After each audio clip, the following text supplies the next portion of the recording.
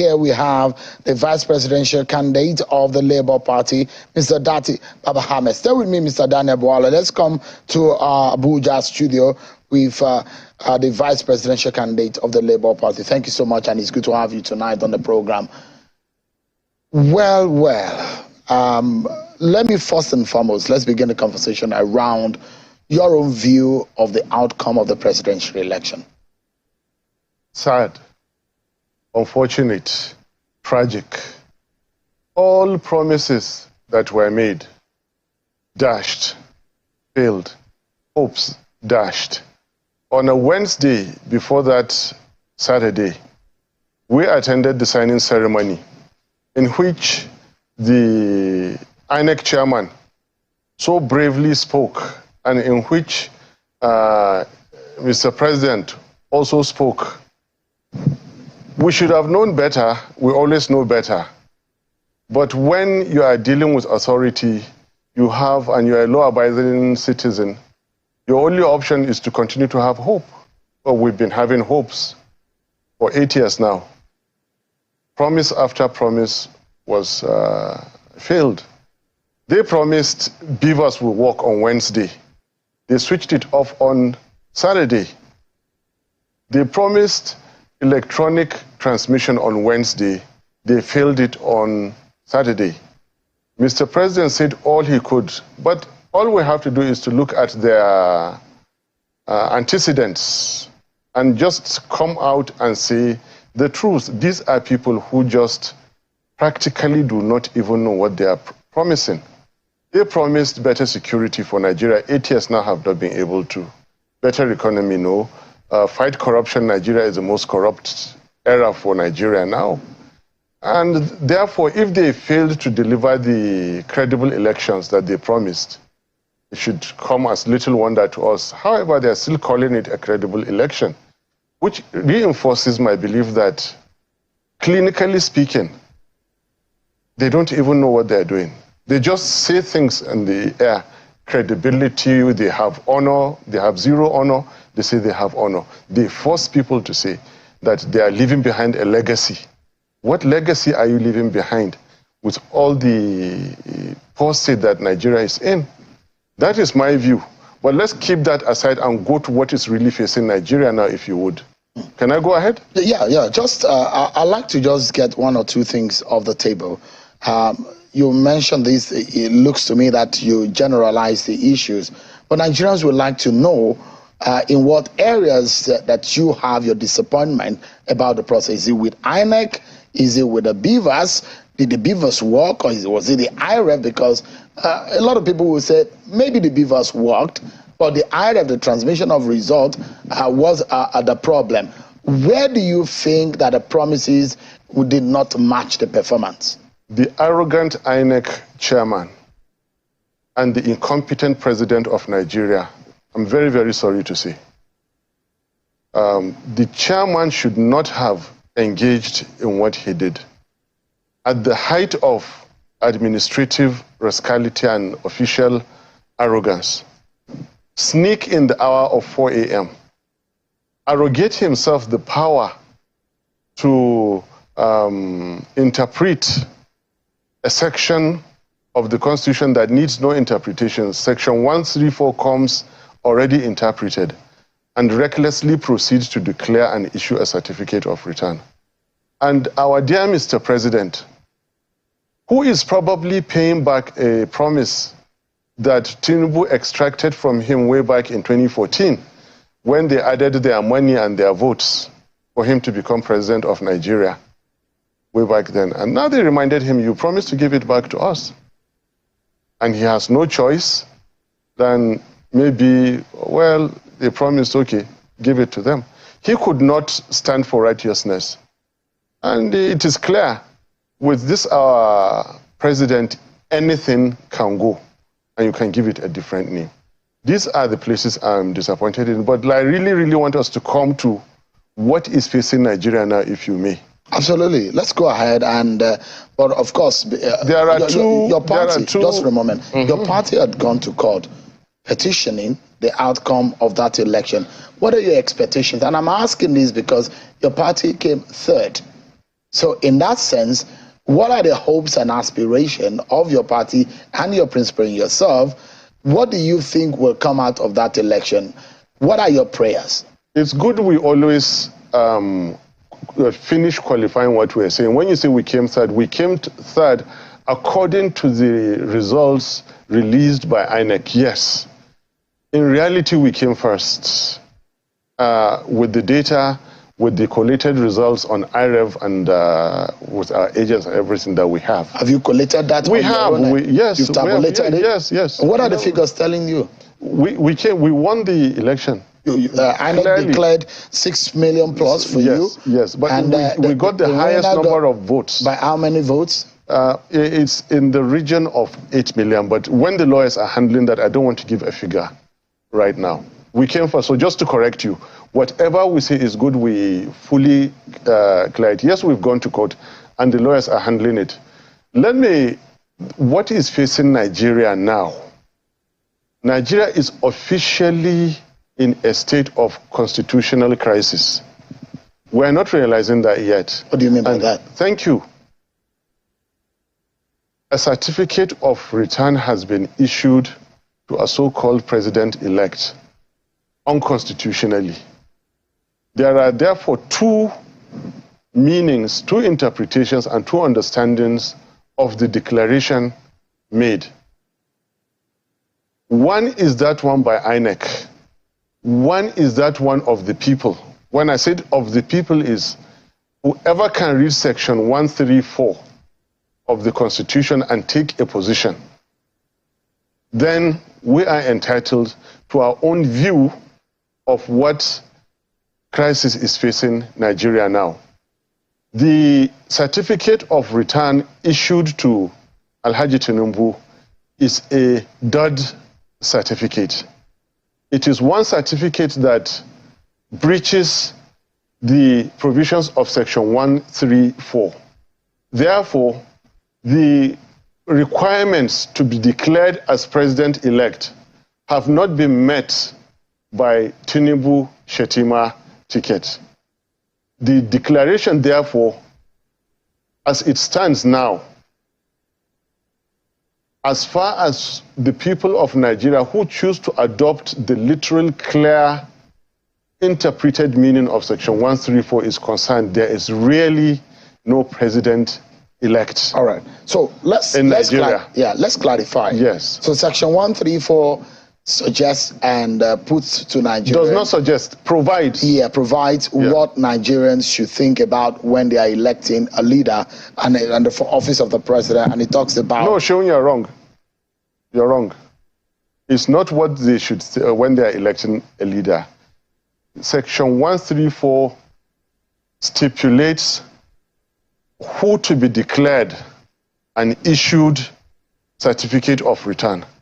It is only that candidate that has scored the highest number of votes and at least 25% in each in at least two-thirds of the states of the Federation and the Federal Capital Territory. All right. Remember, so I thought you were going to say something different from what I was going to read. No. Each and now it is very clear. Tinubu does not have 25% in the FCT. We denied him. We got 61%. Atiku does not have 25% in the FCT. We denied both of them. By the clear, unambiguous provision of the Nigerian Constitution, which must not be breached, Tinubu has not satisfied the requirement to be declared president-elect. Accordingly, there is no president-elect for Nigeria now. I repeat, accordingly, there is no president-elect for Nigeria at the moment because the declared one violates the Constitution of the Federal Republic of Nigeria. And I know what I'm saying. The Constitution is there in your presence, is available. Everybody is reading it as I speak. I'm not therefore behaving illegally or unconstitutionally. To the contrary, I am supporting constitutionality. It is in fact better for the powers that be to go and create additional 6% out of thin air and rig it back to Tinubu and therefore swear him in on 25% than to go ahead and take the risk of swearing in a so-called president-elect that has not met the constitutional requirements. Interesting. This conversation that, I mean, what you just started saying, just for a moment, was one conversation I had with Mr. Olisa Agbakuba a few months ago when he was one of those who raised it and said, INEC needs to come out to explain to Nigerians this second part of the provision of the Section 134 of the Constitution about the 25% in two-thirds of 36 states is 24. Good. Plus the FCT. Whether or not, if you meet that of the 25% of two-thirds of the state, which is 24, but if you fail to meet the FCT, what happens? That it was one major issue which is raised. But for the benefit of our viewers, let me just read quickly what Section 134 says. And it says, a candidate for an election to the office of the president shall be deemed to have been duly elected, where there being only two candidates for the election, he has a majority of votes cast at the election. That is the first provision.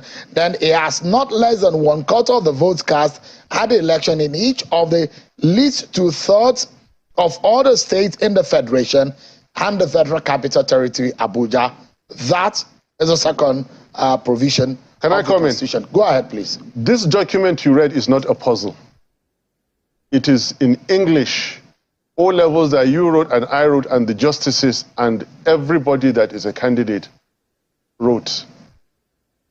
It is law. The law is not a game for politicians to play. This document is not available for Yakubu to interpret that day. It is there for him to follow. The English is very clear. These are fundamental provisions of the Constitution. They come already interpreted.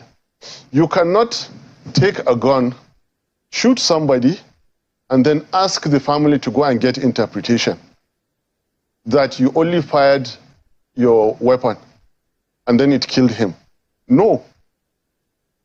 This Constitution is more than abundantly clear. It says and. Shehu, you know the meaning of and. We know the meaning of and. There is no justice beyond what is simplicity. Simplicity is justice, simplicity is wisdom, simplicity is knowledge. All right. So that is an interpretation which you are giving. Listen.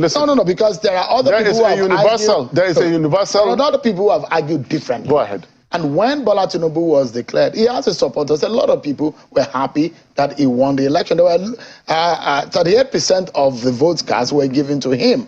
And those people are Nigerians By INEC. I told you to be qualifying what you said, please. By INEC. But that is what has been presented officially, except otherwise now disputed. You have now you have otherwise qualified disputed. it. Go ahead. Go ahead. If it's otherwise disputed, because that is what is fact that we know now. You have qualified it. Go ahead. So that is your interpretation of this provision, because some other people argue differently. Those who have argued differently ended up helping our case, because they say that there is a certain ruling which says the FCT is a state. Good. FCT is a state. Where is the each of 25% for FCT? It is not there. That constitutional requirement has not been met.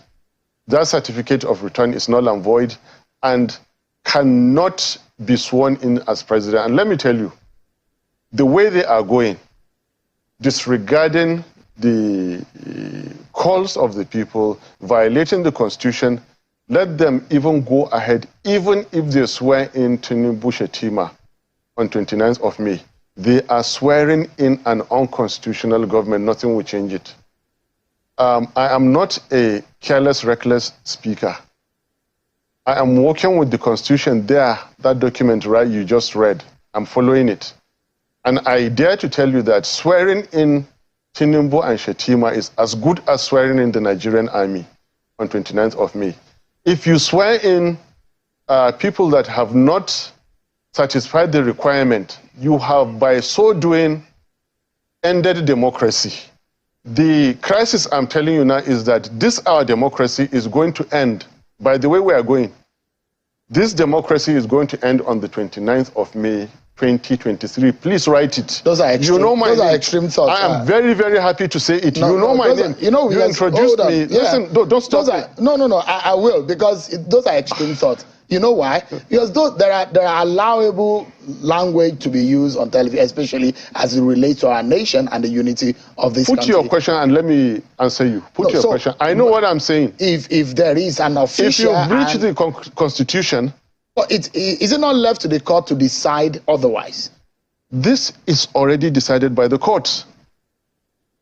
But the authority in charge of election gave a declaration. Sherwin, if you are afraid for some things, don't ask for them. I am not afraid. I will, I will as a citizen of the country, by the ethics and the guidelines of my profession, live by it. Yes. What is lawful? And I hope that you're a lawful citizen of the country. And so whatever the stipulation of the law guides, that if you are aggrieved about something, you go to the court to seek redress, isn't it? This document is a product of the legal system. It has been signed into law by the President, Commander-in-Chief, Federal Republic of Nigeria. I believe in this document. That is why I'm so lawful. That is why I'm so confident. And that is why however extreme it is, Sheung, I am saying it on national TV. I don't like to take risks. I'm not taking any risks. Swearing in a ticket that has not met the constitutional requirements of the Constitution, okay, is ending democracy. Quote me on it. That's your interpretation.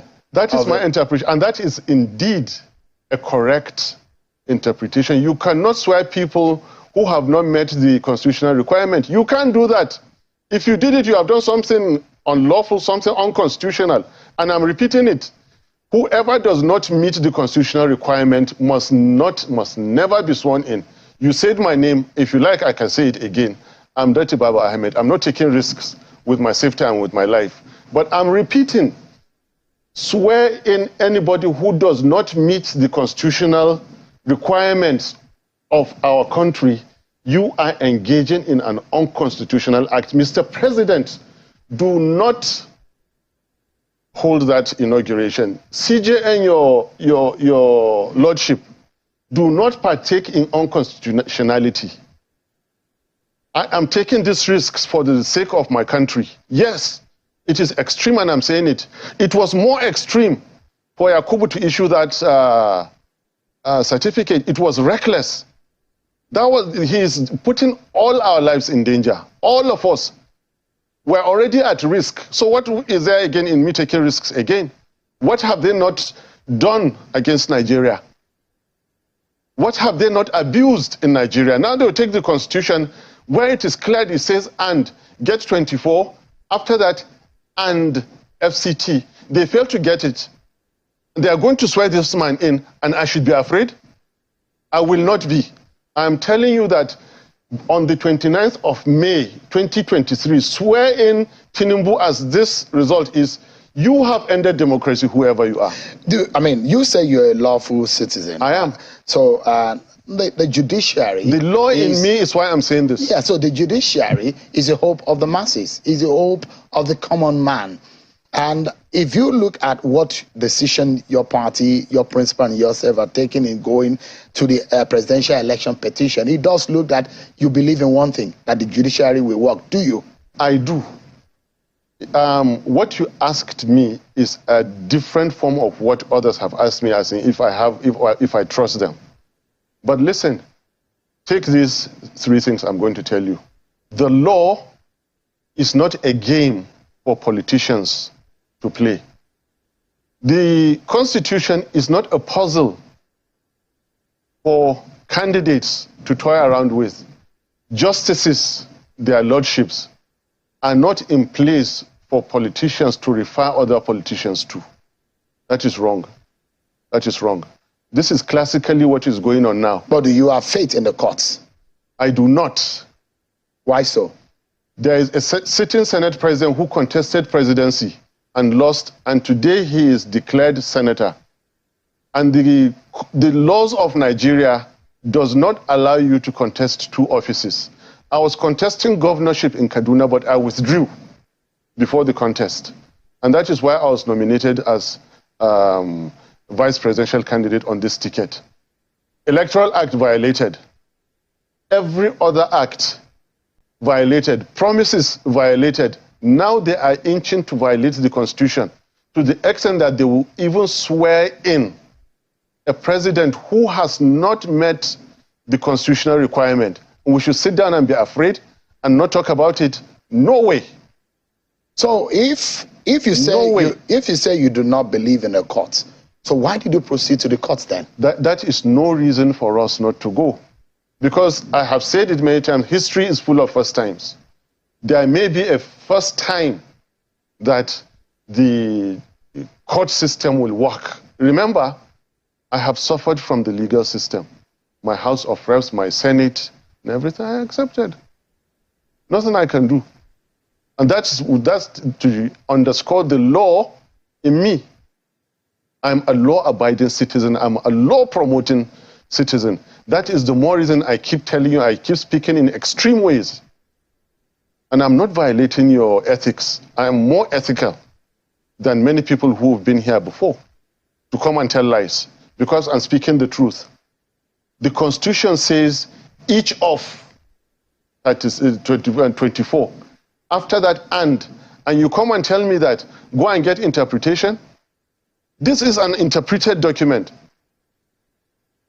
Constitution of the Federal Republic of Nigeria is an interpreted document. Let's get academic. If, for example, Section 134 had said that shall have scored 25% in 2/3 and the FCT, and then you get a very popular candidate who now scores 100% of the states, and then the opponent goes to say, the Constitution says 2/3 of the states, and this man went to score in all the states, declare him invalid. That is where the justices, their lordships, can say, no, we hereby interpret it to mean this. But it has been so diligent, there is nothing left out there. 25% in each of at least 2/3 of the states of the Federation, which are 36, and the FCT. Who has time to waste? Nobody has time to waste. You come and rig elections, bastardize the system, then tell people to go for interpretation? No way. You think the election of 25th of February was rigged? It was rigged. What about some of your candidates in the National Assembly who won their seats? There are at least 6 of them or so. Any of them who rigged Senate should be taken to the court and have it taken away. I'm talking of presidential election. Does he interpret? You think that the presidential election was rigged? It was rigged. Even the 6 million plus vote that you have, was it rigged also? It was not rigged. So that the lawful votes that you got? It was not rigged. Remember, you're talking of electoral matters. I'm talking of constitutional matters. So yeah, I'm asking the question because there are 2 different if things. you say that the election was rigged, the election was rigged. So it should have been stopped. Remember, we called for the coalition to stop. Don't forget that, Shehu. Absolutely. But the question I'm asking, Mr. Dati, the question I'm asking, if you say the election is rigged, you got 6 million votes. Yes. If you're going to court to challenge the vote, you'll be challenging based on the vote that you have. We got more than 6 million votes. And in the process, we cried out, stop this coalition, stop. The election did not hold. Election is made of 4 things. It is made up of the voting of lawful citizens exercising their civic responsibilities. Collation according to the guidelines and the Electoral Act. Transmission of the results according to the guidelines and the Electoral Act. Then collation according to the Electoral Act itself, and then declaration according to the Constitution. But the Electoral Act borrowed that section from the Constitution and applied it in there. After voting, all hell was let loose.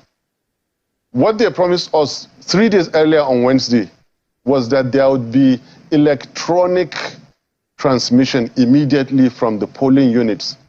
And it is there in INEC guidelines and the Electoral Act that no collation shall be made without reference to the IREV. They were collating without reference to IREV.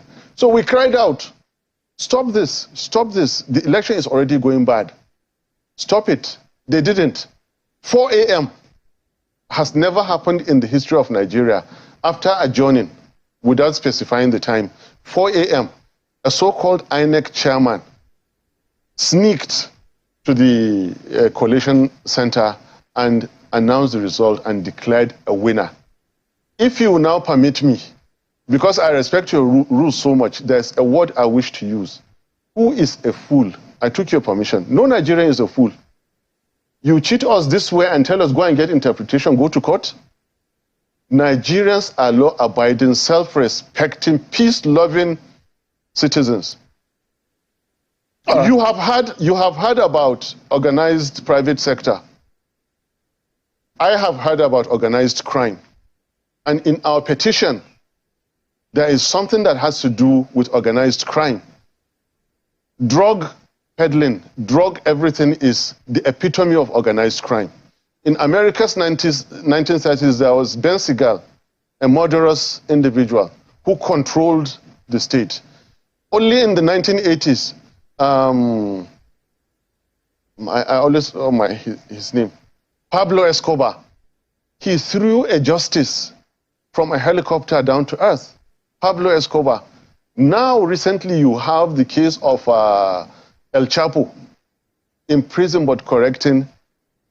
We have it written in black and white from a U.S. courthouse that someone somewhere once forfeited $460,000 and is now a president-elect in Nigeria, the world's greatest black nation. In the United States, Nigerians have the highest educated expatriates. And this is the best we can do. Let's bring home this conversation. I'd like to ask, it does look, from what your opponents are saying, that you only believe in the courts if it's in your favor. Not true. Not true at all. Listen, the most important thing now is that it is not even in our own interest to stop the swearing in of an unconstitutional government. And as far as we're concerned, you cannot swear in an unconstitutional government, therefore don't swear it in. It's not in our interest. And if you don't do that, we don't know what is going to happen. All right. Do you understand? Let me get your... We are more after correctness. We are after the system working. All right. We're after justice being served. Sheung, in case people don't know, who loves politics? It is a nightmare. Your job, the job you're doing is better than mine. Politics is not nice. We're not enjoying it. I'm not enjoying it for sure. Maybe Shetima Tinubu are enjoying it. I'm not enjoying it. Oh, why did you go into it? Because it is a call of duty. I need to protect my country. I need to protect the future of the generations coming up. There is no future. Are you losing hope in that? I am. With the kind of leaders coming up in Nigeria, I am losing hope. What would be your final thought tonight? There must never be an unconstitutional government sworn in Nigeria. And this is just the beginning. I am saying it now. Let it be careless, let it be reckless, let it be extreme. It is the truth. It is there in that constitution you read. All right. What I'm saying, an unconstitutional government must never, ever be sworn in, because that is the end of democracy anywhere. Mr. Dati Baba Ahmed, you have your say and your views on this matter. Thank you so much indeed. Thank you. I appreciate it. Thank you.